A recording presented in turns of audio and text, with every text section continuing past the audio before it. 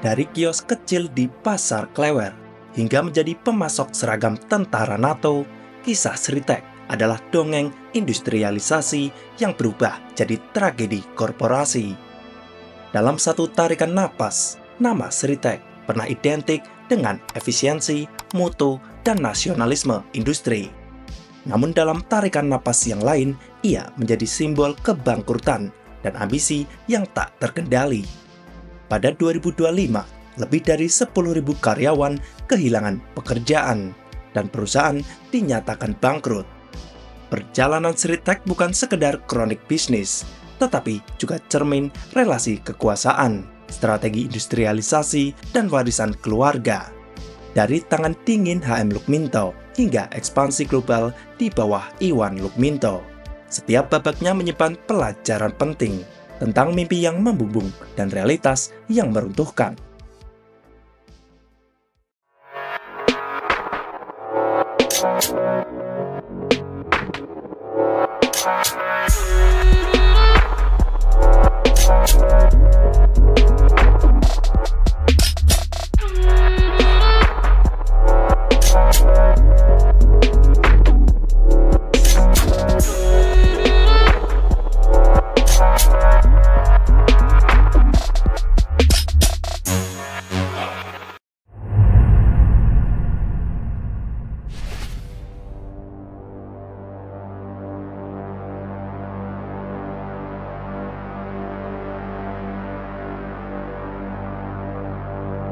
Sritek lahir dari lorong-lorong sempit Pasar Klewer yang panas dan riuh. Tahun 1966, seorang pemuda bernama Lee Ji-sin, kemudian dikenal sebagai Haji Muhammad Lukminto, menyewa dua kios kecil bernama 12 dan 13. Di sana ia menjual kain belacu dari Bandung dan Semarang untuk dipasok ke pabrik-pabrik batik di Solo dan sekitarnya. Namun insting dagangnya tak berhenti di etalase pasar. Bersama sang kakak, Isman Jianto, Lukminto menyulap mimpi menjadi pabrik tekstil dengan membeli sebidang tanah 5.000 meter persegi di Baturono, Solo pada 1968. Modal awalnya hanya 5 juta, sebuah jumlah kecil tetapi cukup untuk membeli mesin-mesin bekas yang kemudian diperbaiki sendiri oleh tangan dinginnya. Pabrik itu bersifat rumahan, produksi masih 600-700 meter kain per bulan. Namun pesanan terus mengalir, bahkan melebihi kapasitas.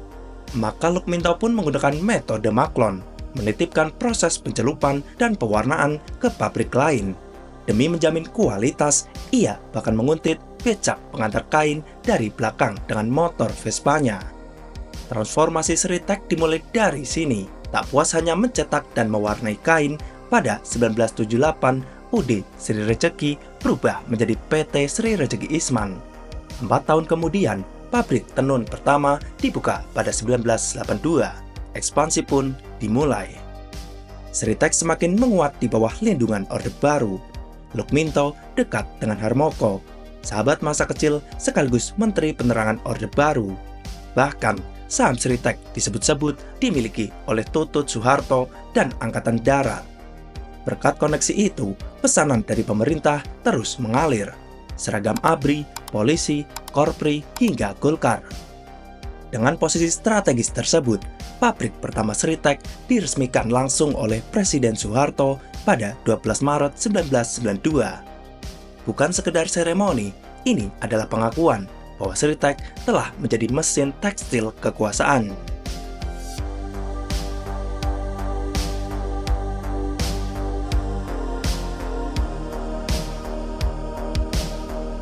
Di balik gemuruh mesin-mesin tua yang kembali berdetak, terletak filosofi bisnis HM Lukminto. Efisiensi adalah seni menyulap keterbatasan menjadi kekuatan. Saat Sritek mulai merangkak dari pabrik rumahan menuju skala industri, Lukminto tahu satu hal, membeli mesin baru bukanlah pilihan. Tahun 1982 menjadi tonggak penting. Untuk pertama kalinya, Sritek membangun pabrik tenun dengan mengoperasikan 1.000 unit mesin. Sebagian besar mesin itu dibeli bekas dari pabrik-pabrik yang tutup, terutama dari Tiongkok. Situasi politik di Tiongkok pada awal 1980-an sedang bergejolak. membuat banyak industri tekstil gulung tikar. Ini dimanfaatkan Lukminto dengan cerdas. Ia mengutus tim pencari mesin hingga ke luar negeri, berburu barang-barang yang masih layak pakai dengan harga miring.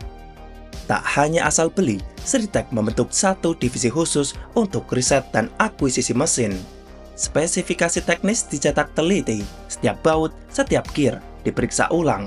Sritek sangat menyadari selain karyawan, mesin yang tepat dan berfungsi dengan baik merupakan aset penting bagi kelangsungan usaha. Namun strategi ini bukan tanpa resiko. Membeli mesin bekas berarti mengandalkan keahlian reparasi internal. Salah satu kisah yang melegenda adalah ketika Lukminto sendiri mengawasi perakitan ulang mesin selama berhari-hari. Tidur di pabrik hanya demi memastikan semua berjalan sempurna. Langkah radikal lainnya adalah ekspansi lewat akuisisi. Tahun 1986, Sritek mengakuisisi PT Johar Tech di Magelang, lalu PT Jogja-Tech. Langkah ini bukan hanya menambah kapasitas, tetapi juga memperluas jaringan pasokan dan distribusi. Pada 1992, Sritek sudah menjadi konglomerasi tekstil dengan 4 pilar produksi utama: pemintalan, penenunan, percetakan, dan garmen. Yang menarik, di tengah derasnya gelombang modernisasi, Lukminto tetap menjaga identitas tangan dingin dalam budaya perusahaan. Banyak pekerja teknis yang loyal karena merasa dihargai sebagai bagian dari eksperimen besar, membangun kerajaan tekstil dari mesin-mesin tua. Di Sritek, alat rusak bukan dibuang, tapi diperbaiki. Itu bukan hanya soal ongkos, tapi filosofi. Ketika perusahaan lain berlomba mengimpor mesin baru demi gengsi, Sritek justru menekan pada perawatan, modifikasi, dan integrasi sistem produksi. Ini yang kemudian membuat mereka unggul secara biaya dan fleksibilitas. Mesin-mesin yang didatangkan dari Tiongkok menjadi tulang punggung produksi selama lebih dari 2 dekade. Bahkan hingga awal 2000-an, beberapa unit masih digunakan di lini produksi. Filosofi daur ulang dan efisiensi ini kemudian diwariskan kepada generasi berikutnya. Pendekatan ini menjadi pondasi dari kepercayaan pasar luar negeri terhadap Sritek. Disinilah reputasi soal ketepatan waktu produksi, mutu tekstil, dan efisiensi biaya mulai menonjol. Mesin bekas tidak membuat mereka murahan. Sebaliknya, itu yang membuat mereka unggul.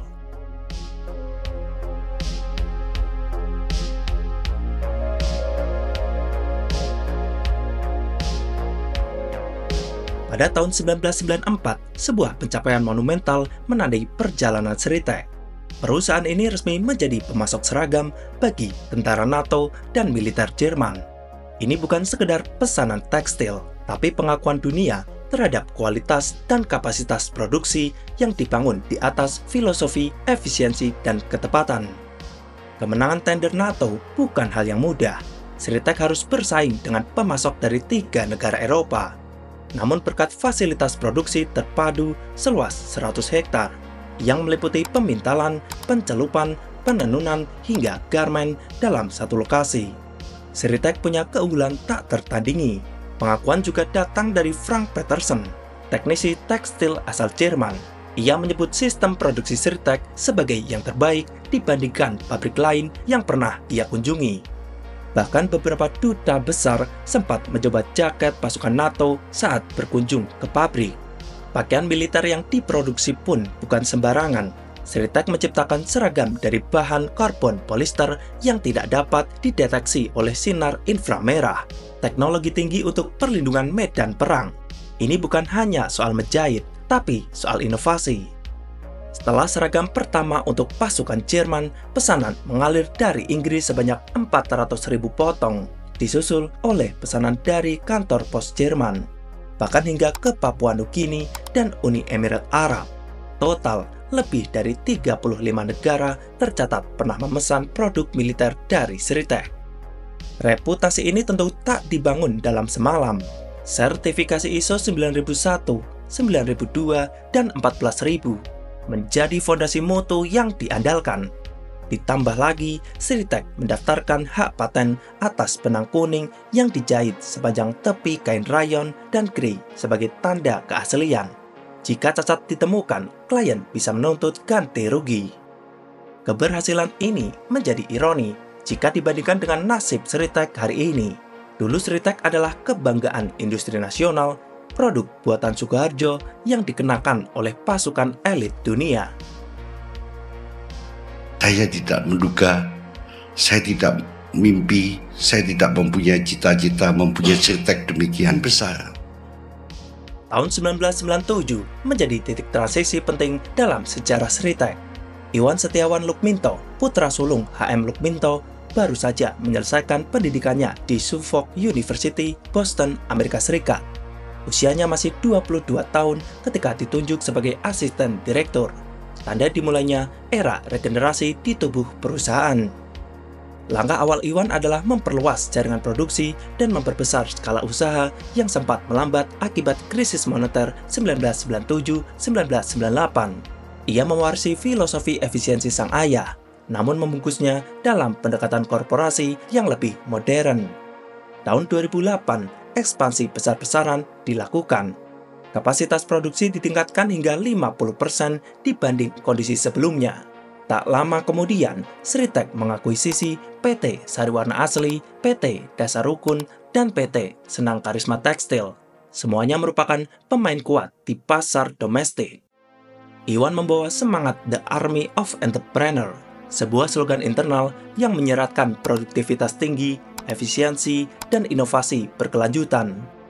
Ia membangun budaya manajerial berbasis data, digitalisasi proses produksi, dan menjadikan riset serta desain sebagai ujung tombak kualitas. Dalam waktu singkat, Sritek tumbuh 5 kali lipat dibanding masa kepemimpinan ayahnya. Namun ambisi besar selalu datang dengan resiko. Ketergantungan terhadap ekspansi yang dibiayai oleh kredit dari berbagai bank plat merah dan swasta menciptakan struktur keuangan yang rapuh. Tapi kala itu, Sritek berada di puncak kejayaan. Mereka menerima penghargaan nasional dan internasional, mengekspor tekstil ke 100 negara, dan menjadi penyedia utama seragam militer serta klien mode global seperti H&M, Kmart, dan Walmart. Pada 2010, Sritek resmi tersertifikasi sebagai perusahaan tekstil terpadu secara penuh. Integrasi produksi dari hulu ke hilir menjadi kebanggaan yang jarang dimiliki perusahaan tekstil lain di Asia Tenggara.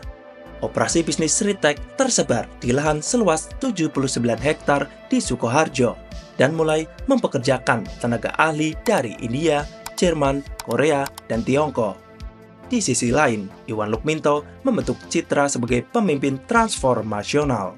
Dalam buku biografinya yang berjudul Inovasi Tanpa Henti untuk Indonesiaku, ia menekankan pentingnya menjaga kepercayaan publik, nasionalisme ekonomi, dan nilai-nilai integritas sebagai poros budaya kerja. Namun seperti bayangan yang membuntuti cahaya, idealisme itu kelak akan diuji oleh realitas bisnis yang kompleks. Sritek, saya katakan, masih bisa mengembangkan usahanya. Saya yakin. Melantainya di bursa adalah mimpi besar keluarga Lukminto. Setelah lebih dari 1 dekade melakukan persiapan, pada Mei 2013, Sritek akhirnya resmi menjadi perusahaan terbuka dengan kode saham SRIL. IPO ini bukan sekedar pencapaian finansial, tapi juga simbol bahwa Sritek telah naik kelas dalam peta industri global. Sebesar 135 juta US dollar berhasil dihimpun dari penjualan perdana saham di harga 240 per lembar. Dana ini kemudian dialokasikan 87% untuk memperluas unit pemintalan dan 13% untuk pengembangan unit garment. Pasar menyambut antusias. Dalam waktu singkat, saham Sritek naik hingga mencapai 495 pada tahun 2015 dan 2017. Nilai kapitalisasi pasarnya sempat menyentuh 10 triliun. Namun keberhasilan di lantai bursa membawa ekspektasi baru. Tekanan untuk terus tumbuh membuat Sritek mempercepat ekspansi, mengakuisisi PT Primayuda, Mandiri Jaya, dan PT Pitratek Industries pada 2018.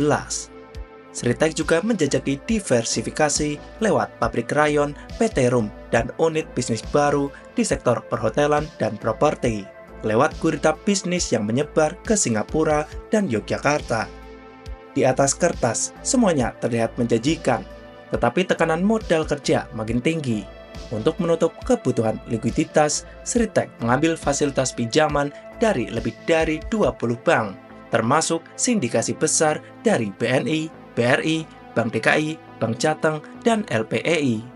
Total utang mencapai 25 triliun rupiah pada pertengahan 2024, jauh melampaui nilai aset yang hanya 9,7 triliun. Pada 2021, tanda-tanda krisis mulai tampak. Saham Sril disuspensi oleh Bursa Efek Indonesia sejak 18 Mei 2021 karena gagal membayar bunga MTN. Pada posisi ini, harga saham anjlok ke 146, menyisakan kapitalisasi pasar hanya 2,99 triliun, sepertiga dari puncaknya. Manajemen sempat mencoba berbagai manuver penyelamatan, mulai dari restrukturisasi utang sindikasi, mengubah tenor, hingga mencari mitra strategis. Namun badai bertambah ketika pandemi COVID-19 melanda. Permintaan ekspor tekstil jatuh drastis, biaya produksi naik, dan pasokan bahan baku terganggu. Laporan keuangan mencatat kerugian bersih 1,08 miliar US dollar pada 2021, sebuah rekor buruk sejak Sritek go publik. Situasi semakin runyam ketika pada 2022 gugatan PKPU diajukan oleh CV Prima Karya. Meski sempat terjadi kesepakatan damai, pelanggaran terhadap skema pembayaran kembali terjadi. Pada Oktober 2024, PT Indobarat Rayon menggugat Sritek dan memicu putusan pilot dari PN Niaga Semarang.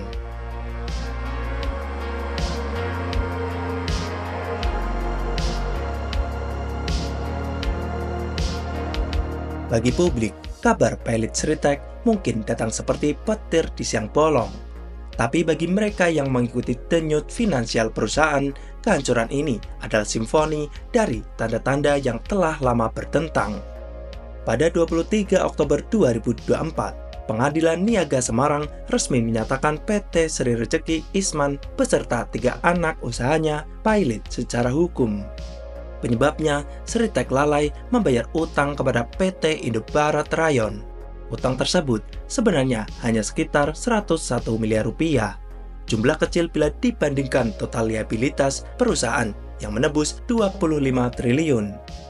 Tapi kegagalan membayar kewajiban yang telah dijanjikan menandakan satu hal, arus kas Sritek telah lumpuh. Laporan keuangan per Juni 2024 memperlihatkan kondisi yang sangat tidak sehat. Total liabilitas 1,59 miliar US dollar jauh melampaui aset 617 juta US dollar. Defisit ekuitas menyentuh 980 juta US dollar. Dengan kata lain, perusahaan sudah tekor bahkan sebelum sidang pengadilan dimulai. Sumber utama masalah, utang jangka panjang sebesar 810 juta US dollar dan gagal bayar surat utang jangka menengah sejak 2021. Efeknya sangat luas. Pada 1 Maret 2025, Sritek resmi menghentikan operasional dan melakukan PHK massal terhadap 10.665 karyawan. Gelombang PHK ini menjadi yang terbesar dalam sejarah industri tekstil Indonesia. Lebih dari sekedar angka, itu adalah tragedi sosial yang menghantam ribuan keluarga di Sukoharjo dan sekitarnya. Beberapa analis menyebut keruntuhan Sritek sebagai contoh klasik dari corporate overreach, perluasan usaha yang terlalu cepat dan terlalu banyak, tanpa perhitungan risiko keuangan yang sepadan. Terlebih lagi, strategi pembiayaan dengan utang besar menjadikan Sritek rentan terhadap guncangan global, seperti pandemi, perang dagang, dan krisis energi.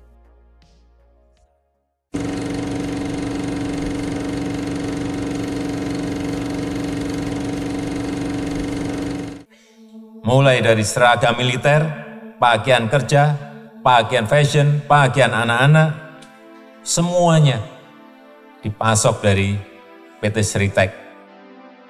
Sritek bukan sekedar pabrik tekstil, ia adalah simbol dari bagaimana sebuah usaha kecil bisa menjelma menjadi kekuatan industri global, dan bagaimana kekuatan itu bisa luluh lantak hanya dalam hitungan tahun. perjalanan dari kios belacu di Pasar Klewer menuju pabrik terpadu seluas 100 hektar yang melayani NATO dan 35 negara lain kini ditutup dengan palu sidang pengadilan niaga.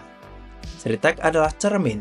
Ia memperlihatkan kepada kita bagaimana kekuasaan, kapital, dan reputasi bisa saling menumpuk dan kemudian runtuh bersama.